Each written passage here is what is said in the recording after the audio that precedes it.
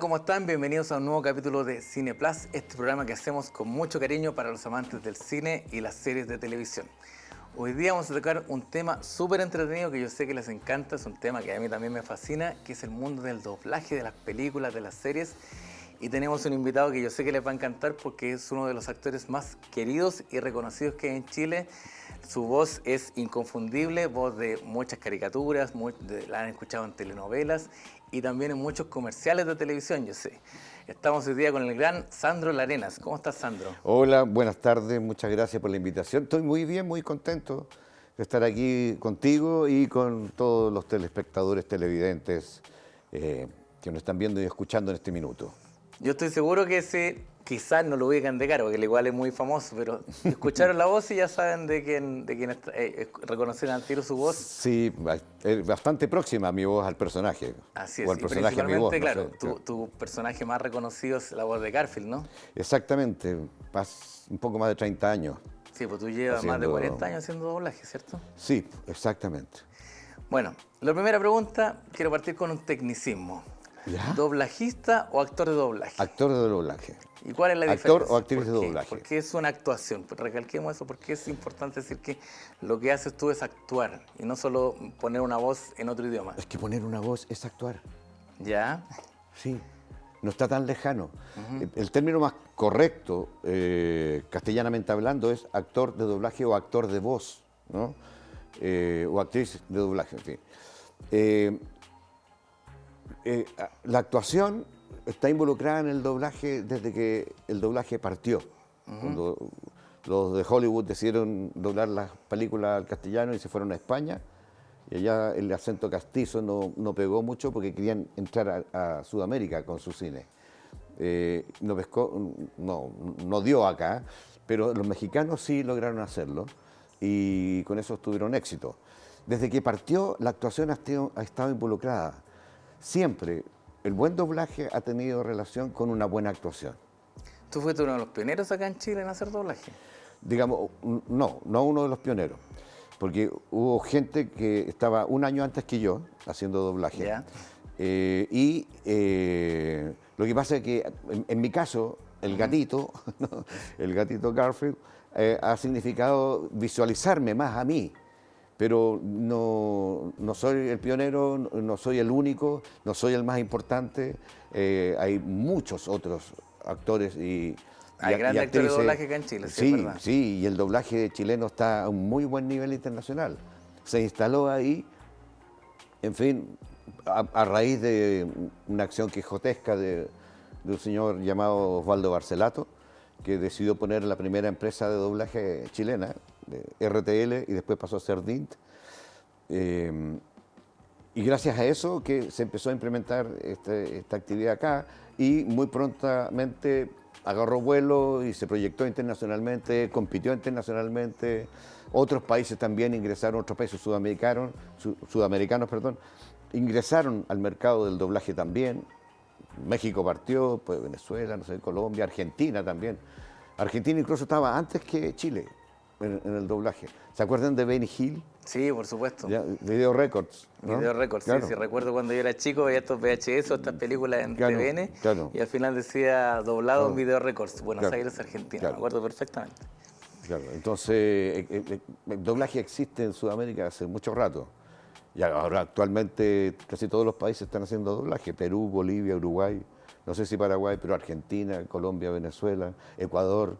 Y en tu caso en particular, ¿por qué te interesaste por ser actor de doblaje? ¿Cómo entraste en esto? A ver, yo llegué al doblaje por hambre. Por hambre. Que ya la he saciado, en todo caso. Con lasaña, me imagino. Lasaña, me encanta la comida.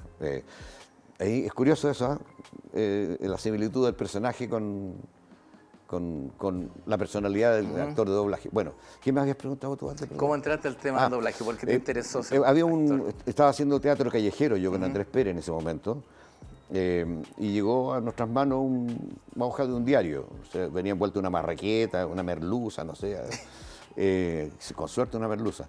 Y había un aviso en el diario que decía: se necesitan actores y actrices para hacer doblaje de película. En ese momento yo no tenía idea de ni cómo se hacía el doblaje, ni dónde se hacía el doblaje, ni en qué consistía el hacer doblaje. Y necesitan actores y actrices para hacer doblaje de películas, pero si las películas vienen unos rollos, que vienen a enrollar la película, Claro, si tú doblas la película, se quiebra el celuloide y claro. Qué raro, pero íbamos a todas, porque en ese momento había que morfar, ¿no? Y parece que morfé demasiado. Perdón, me salía el cuadro. ¿Te ha ido bien con el doblaje entonces? Eso me parece fantástico. Que no solamente con el doblaje, lo anexo al doblaje. Sí, por supuesto. Locuciones comerciales, este tipo de entrevistas te abren, te visibilizan, por ejemplo, entonces la gente empieza a interesarse. Bueno, y asistí a este estudio, en ese momento se llamaba RTL, en una situación de estudio donde tenían que estar presentes todos los actores que participaban en la escena. La escena se ensayaba, porque además el Wallace y los primeros planos se hacían al mismo tiempo. El Wallace es como ruido de fondo. Claro, la ambientación. Sonido, claro, ¿no? sí, sí, sí. Entonces uno tenía que estar, cuando le tocaba hacer Wallace, uno estaba atrás y decía, bueno, no, por supuesto, terrible, son los Wallace. Bueno, y me tocó hacer inmediatamente un protagónico, yo creo que fue por prueba, que se llama The Good Soldier, un buen soldado, una producción de la Times de Inglaterra. Y hice el doblaje, que no sé, nos demoramos como un mes en hacer ese doblaje. Y ya, listo, y yo me fui del estudio y seguí con mi teatro, con Andrés Pérez, estaba también en la obra Lautaro, de Isidora Aguirre, con música de los Jaivas, que hicimos una gira al norte. Y en esa gira al norte yo me desligué. Salí de la casa en que arrendábamos, no atendí el teléfono porque yo daba ese teléfono. Y nos fuimos al norte y cuando volví me encontré con la productora en el Parque Forestal y me dijo, ¿qué estás haciendo aquí? Que no te has ido al estudio. Pero que yo no estaba en energía. Ándate inmediatamente al estudio. Pero ya, voy mañana. En ese momento no existía el boom de las bicicletas, entonces yo andaba a pie. Tomaba micro exclusivamente para trasladarme distancias largas, digamos, porque no había. Y ella, gentilmente, Cristina Oportot, que en paz descanse, muy conocida en el medio televisivo inicial que siguió de Televisión Nacional, me pasó un equivalente, cuando tuve una luca, 2 lucas, para que me tomara una micro y me fuera inmediatamente al estudio. Le hice caso, fui, y de ahí no salí más en 40 años. ¿Amaste el tema del doblaje? Me fue despertando una curiosidad casi gastronómica, a propósito de lasaña, porque le empecé a tomar el gusto y literalmente le empecé a tomar, a palpar la sensación de poner mi voz a otro personaje que tiene características, que tiene acciones internas, que tiene secuencias objetivas, que tiene, en fin, todo lo que está involucrado con la actuación, ¿no? Y me fue interesando. Y además que fui acertando. Al principio nada pie con bola, no, nada. Recuerdo una escena que estaba Lucho Vera y Osvaldo Lagos protagonizando Pimpinela Escarlata, creo que era, y yo tenía que decir, ¡bajen el puente! Eso es todo lo que tenía que hacer. Tenía que decirlo casi al final de la escena. Entonces, como se grababa de punto de pinche a punto de pinche, que era largo, el VHS tiene el cabezal oblicuo. Entonces, el punto de pinche va de ahí hasta acá. Y ahí se acuñó el sonido clic. Para pinchar uno dice la última palabra, clic, y seguimos grabando. Sí, perfecto, ¿ya? Sí. Y Rodolfo Tosto acuñó ese término. Que hasta al día de hoy se usa cuando uno graba doblajes. Sí, toda la escuela de doblaje se enseña eso, el clic. Famoso clic. Entonces, que estaba ya. Y toda la escena transcurriendo desde el principio a fin. Y yo me metía a decir bajen el puente y lo hacía tarde o lo hacía antes. O tenía un furcio. Y ellos gentilmente, y digo gentilmente porque así fue, lo hacían de nuevo, pero ya la tercera vez, que íbamos para la cuarta. Ya no entonces uno de ellos va y le dice al otro, bueno, vamos a tener que hacerla otra vez. Además eso servía porque mientras más veces lo hacían, pero eso lo vine a enterar después, que mientras más veces lo hacían, más profundizaban y más desarrollaban el personaje, ¿no? O sea que al final era bueno. Al final era bueno, pero en ese momento yo no lo sabía, yo sudaba. Me imagino, sí, Sudaba. como el novato. Claro. Claro. No, aquí mira, no, esto no es para mí. Perdón, esto no es para mí. Pero algo pasó. Mi estructura, mi pensamiento, mis ganas de ser tosudo y perseverante, logré encontrar la manera de calzar lo justo el lip sync. Porque ahora está Sam Pro Tools, que te corre un poquito la frase, te expande, te comprime, hay varias ventajas. Pero en ese momento no.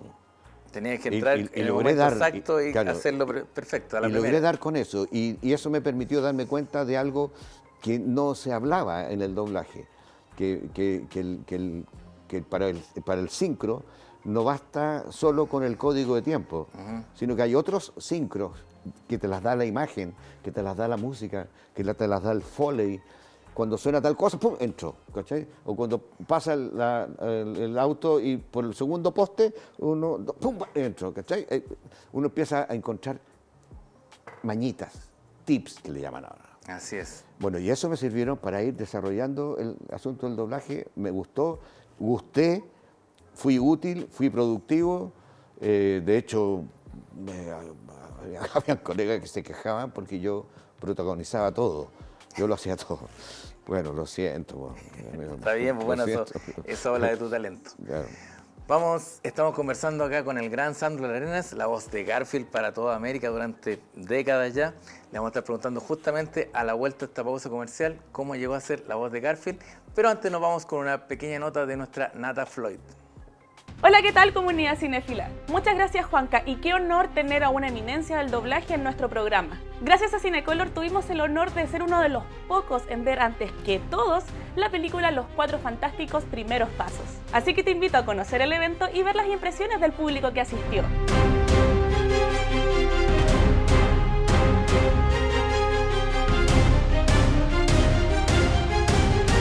Sabéis que se me hizo muy cortita y quedé con gustito a poco, debo ser sincera.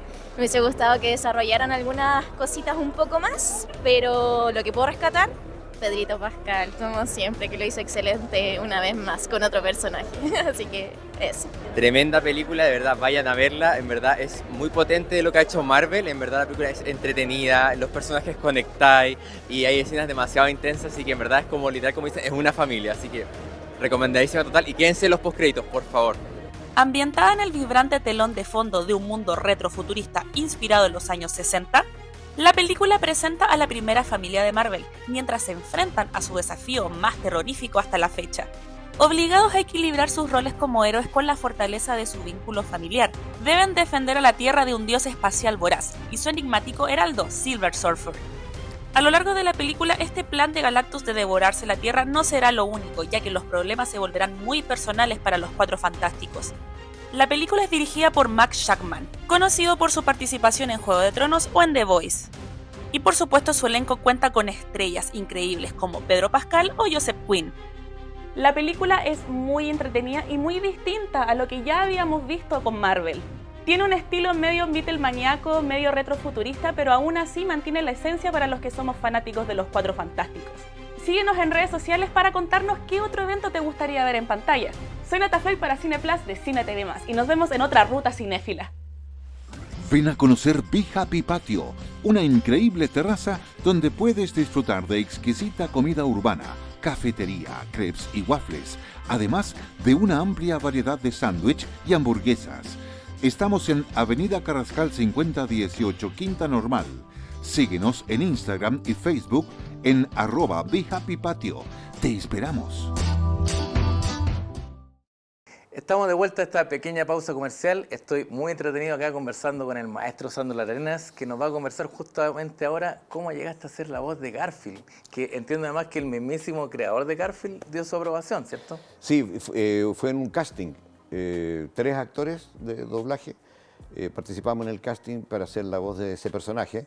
Viajó un 3/4, ya no un VHS, un 3/4, había pasado tiempo, y viajó en un avión a Nueva York a las manos de Jim Davis, y Jim Davis agarró, escuchó y dijo, esta. Y esta era moi. y así fue como empecé a hacer el doblaje. ¿Y cómo creas la voz de Garfield? Tú ves el personaje, claro, era un personaje que venía del cómic, de la caricatura, pero ¿cómo tú te inspiras para decir, voy a hacerla de esta forma, más juvenil, más rechoncha? ¿Cómo creas esa voz? Mira, por ahí diste un dato, rechoncho.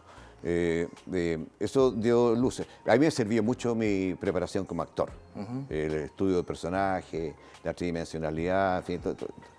Y lo que más le gusta a Garfield, ¿qué es lo que es? Comer lasaña, dormir. Y dormir, ¿no es cierto? Claro.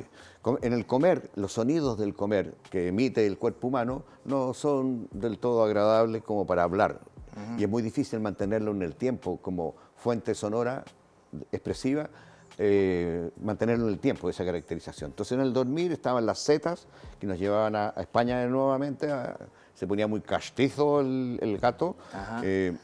Y el ronquido también es difícil, hablar roncando, y lo que hice fue bostezar. Oh, hola, tienen puro agua aquí. Oh, no tienen nada para comer, me retiro indignado. Nace de un bostezo. Perfecto. Todo esto que te acabo de contar, mientras lo hablaba con Leonardo Céspedes, que ¿se acuerdan que abajo estaba rotulado? Leonardo Céspedes Producciones. Leonardo Céspedes Producciones. Lo hablábamos con él y porque lo primero que nos nace es seguir el original. La voz original era de Lorenzo Music, que es un cantante de jazz neoyorquino, seguramente muy amigo de Jim Davis, y no nos daba muchas luces. Tenía una cierta melodía cansina, pero no nos convencía, por lo menos a nosotros no nos convencía, a mí no me convencía. Así que empezamos con el análisis del personaje y al Leo le gustó. Ya, oye, es así, ya, pero ya, listo, grabamos, se fue, cuando volvió la cinta, volví a hacer el personaje. 30 y tantos años, o 30 años, sí. En los 90 partidos. Y yo creo que la mayoría de la gente concuerda, esto es una opinión personal, pero yo lo he conversado muchas veces con gente, que tu voz es mejor que la voz original en inglés, que le aporta más al personaje. ¿Estás de acuerdo con eso? Yo puedo decir en relación a Lorenzo Music, hay otros actores que han hecho la voz de Garfield después del inglés, porque Lorenzo Music falleció, y son caracterizaciones distintas, son visiones distintas de otro colega, que por razones éticas no me voy a referir a lo que ellos hicieron, también por ejemplo con el asunto de las películas, ¿no? Que excepto la última, que no hice la voz de Garfield, hice la voz del papá de Garfield, Vic, también sucedió un poco lo mismo, ¿no? Por ahí me dicen, ¿tú eres Garfield? No. Afortunadamente no. Pero tengo cosas del personaje. Le he prestado en cierta medida mi humor, mi sensibilidad. Me gusta el sarcasmo, me gusta la ironía, y en eso empatizamos muy bien con el gatito este. Pero no me causa así un remesón tan grande el hecho de haber hecho el personaje. No puedo negar los beneficios que me ha entregado. Me imagino que le tiene mucho cariño al personaje igual. San Garfield, ¿no? Pero mucho cariño, absolutamente. Porque además pasó la simbiosis, de que nos fuimos asemejando, no sé qué. Ahora, en este momento, sí, ¿qué fue primero? ¿Garfield o Sandro? Del gato, tienes cierto parecido físico. Me rasco la guata también, ahí todavía, y me gusta dormir, me gusta ver tele. Claro, que pasa de repente que actores que uno ve al actor de doblaje y el personaje no se parecen nada, pero por ejemplo uno ve a Beto Vélez y se parece un poco a Homero Simpson, por supuesto, y Gabriel Chávez a Mr. Burns. Claro. Y Castañeda a Goku. Así es. Claro. Y en ese sentido, por ejemplo, cuando a ti te invitan a estos eventos tipo Comic-Con, eventos en el extranjero, ¿cómo es el contacto con la gente? ¿Te piden hacer la voz? Claro. Autógrafos, fotos, hacer saludos personalizados en audio, en video. y yo hago una presentación, me presento en el escenario y hago una pequeña clínica de doblaje, de autodoblaje, para decir, escoger a gente del público que suban al escenario y que se autodoblen, con un texto que se inventa ahí mismo. Es bien lúdico, es bien entretenido, es gracioso, e incluso esto bordea un poco lo que es la creación vocal de personajes, ¿no? De que se imaginan que la otra persona es un personaje de animación, manga, lo que sea, animación tradicional, y ponerle la voz a ese personaje en cuestión que está ahí en pantalla, y juegan. ¿Y qué otros personajes, por ejemplo, de los más conocidos que tienes? Personajes. Por ejemplo, tú fuiste Heathcliff, muchos años Heathcliff, ¿verdad? En la leyenda de Korra, Zuko. ¿Verdad? Tú trabajaste en Aang, la leyenda de Avatar. También, en Aang y después la leyenda de Korra. Varias animación japonesa, coreana, no sé, manga.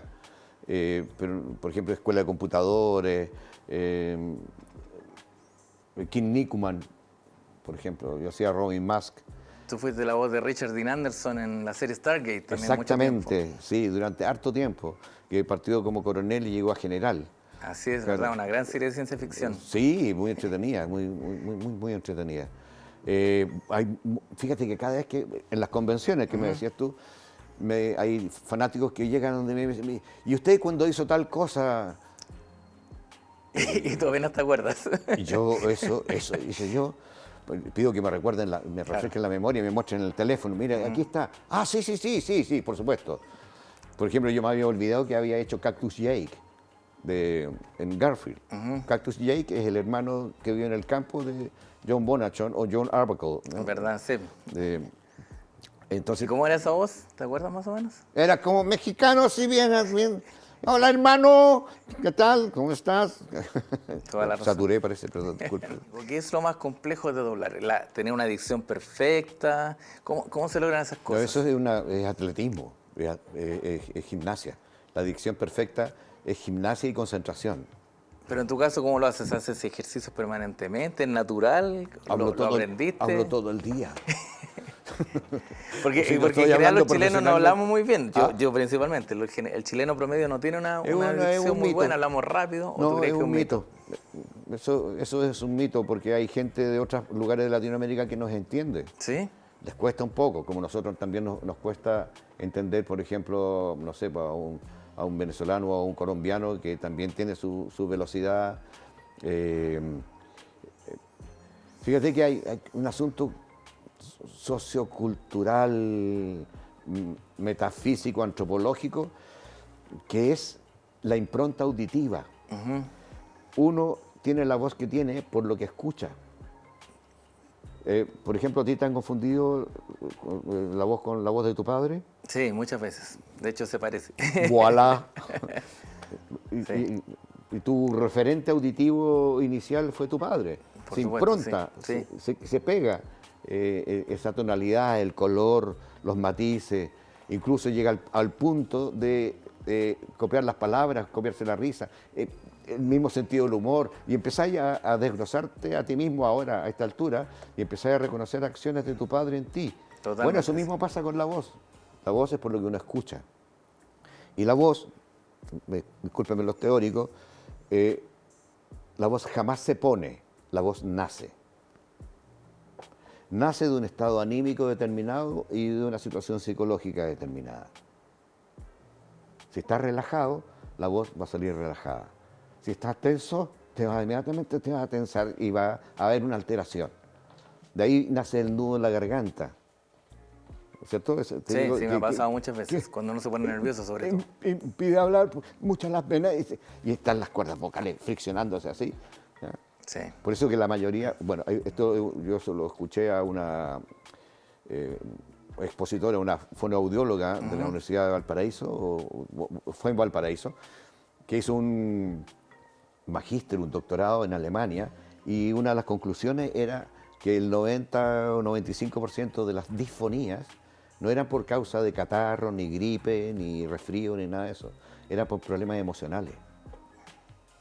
Porque la emoción quiere salir y el intelecto se le impide ¿En qué parte es la parte más delgada del cuerpo humano? ¿Dónde están los pliegues vocales que se friccionan ante la emoción y ante la fuerza, ¿no? Y por eso se producen disfonías. Muy cierto. Mira, hay una situación muy clara. Se muere un pariente. Estoy poniendo un caso extremo, perdón, disculpe. Se muere un pariente y tanta la pena, tanta la desazón. No hay problema que lloran y tratan de contener el llanto, porque también hay una instalación social de que el que llora molesta. ¿Ya? Esa gente que va y le dice, ya no llores más y ya pasó. Sí. No, pues, no ha pasado. No, pues y si necesita llorar, que llore. Totalmente. Ahora, si tú no eres capaz de contener ese llanto, ándate. Déjalo llorar solo, por último. Bueno, se produce esa contracción a nivel de las cuerdas vocales y nace el nudo en la garganta y se refleja la emoción.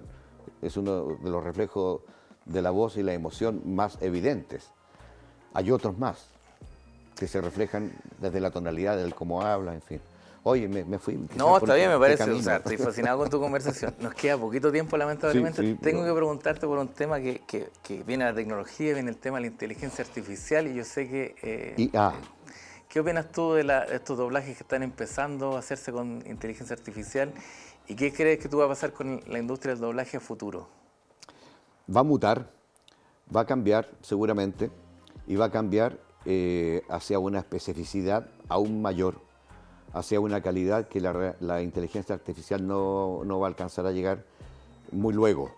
Seguramente va a llegar, pero por eso nosotros como trabajadores de este arte necesitamos unirnos en esa instancia y solicitar al Estado o a los Estados cuidar la industria del doblaje, porque son muchos los trabajadores, y no estoy hablando solamente en Chile, sino que a nivel sudamericano, latinoamericano y algunos canales latinos de Estados Unidos y España también. Entonces, no sé, pues ahí hay una cosa ética. O bien que los que utilicen esa inteligencia artificial paguen regalías por el uso de la voz. Cada vez que usan la voz, le paguen una regalía. Y por ejemplo, en tu caso, por ejemplo, James Earl Jones, el actor que hacía la voz de Darth Vader, que en paz descanse, él dejó a Disney, que su voz quede grabada y que se pueda reutilizar en el futuro, ad eternum supongo, como la voz de Darth Vader. ¿Tú, por ejemplo, estarías de acuerdo con dejar tu voz a futuro? Bajo derecho, sí. Bajo derecho, sí. Y que las regalías se las paguen a tus familiares. Y derecho heredable, absolutamente, como son los derechos, por ejemplo, de Chile Actores. Ya, perfecto. Son derechos heredables, los derechos que ellos administran y que cobran como organización, como institución, amparada por la ley 23.000, no sé, no me acuerdo ahora. No hay problema. Pero es una situación delicada, pero no difícil de enfrentar y de asumir también, que es inevitable que deba haber una revolución entre comillas. Yo más bien creo que eso es una involución. Depende en qué se use. Si la IA va a hacer caminar a un rengo, bien, bacán. Si va a hacer hablar a un sordo, bien, bacán. Si va a hacer ver o oír o no sé, ese tipo de situaciones, bienvenido. Hay que darle un buen uso a la tecnología. Bienvenido, claro. Perfecto. Bueno, Sandro, se nos acabó el tiempo. Estoy fascinado con la conversación. Ojalá esto durara 2 horas más, pero bueno, así es el tiempo en televisión. Para otra oportunidad estoy dispuesto a venir también y conversar sobre el doblaje, sobre la actuación, sobre la vida. Te vamos a cobrar la palabra. Muchísimas gracias, Sandro. Bueno, conocimos gracias hoy día al maestro Sandro Larrenas, la voz de Garfield durante décadas. Un poquito más de este hermoso mundo que es el doblaje de las películas y la televisión. Nosotros nos despedimos en este nuevo capítulo de Cine Plus y nos vemos la próxima semana. Chao, chao.